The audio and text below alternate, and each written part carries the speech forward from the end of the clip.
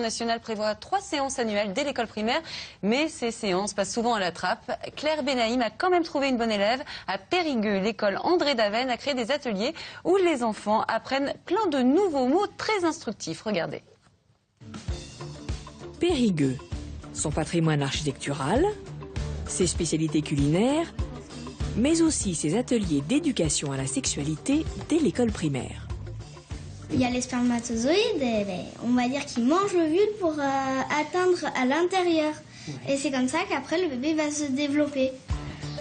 Un parti pris plutôt atypique. En France, en effet, peu d'académies osent s'attaquer à ce sujet difficile, malgré les directives de l'éducation nationale. Pour nous, dans les écoles, c'est important de commencer cette éducation-là.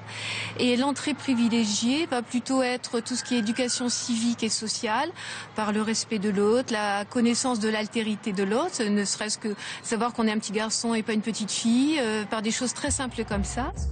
Dans cette classe de CM1, CM2, la séance est aujourd'hui animée par 2 membres du planning familial, Monique et Clémence, qui est également enseignante dans l'école et connaît bien les élèves.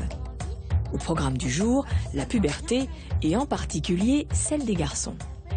Quand monsieur et madame Hormone ont commencé à s'occuper de lui, il avait à peu près 8 ans.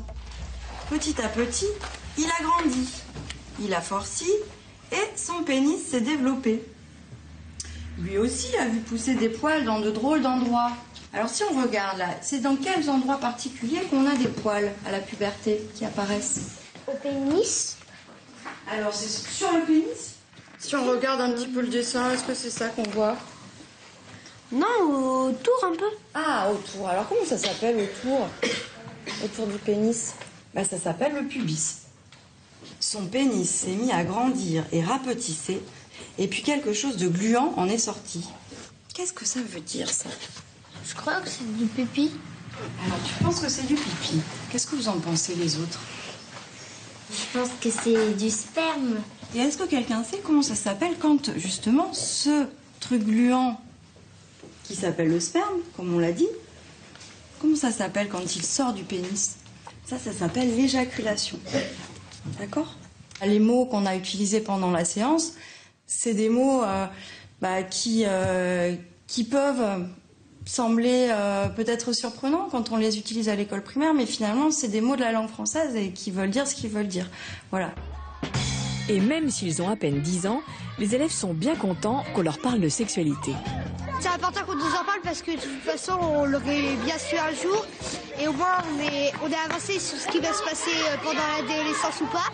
Les rapports entre les filles et les garçons, les différences. Et effectivement, l'atelier n'est pas qu'un cours d'anatomie. On y fait aussi de la prévention. Quelle est la différence quand on est amoureux et qu'on est enfant et quand on est amoureux et qu'on est adulte? Quand on est adulte, on peut faire l'amour. Voilà. Et quand on est enfant? On peut pas. On peut être amoureux, on a le droit d'avoir un copain, une copine. Mais par contre, on n'a pas le droit d'avoir ce qu'on appelle des relations sexuelles. Et ça, on n'a pas le droit jusqu'à un petit peu avant 15 ans.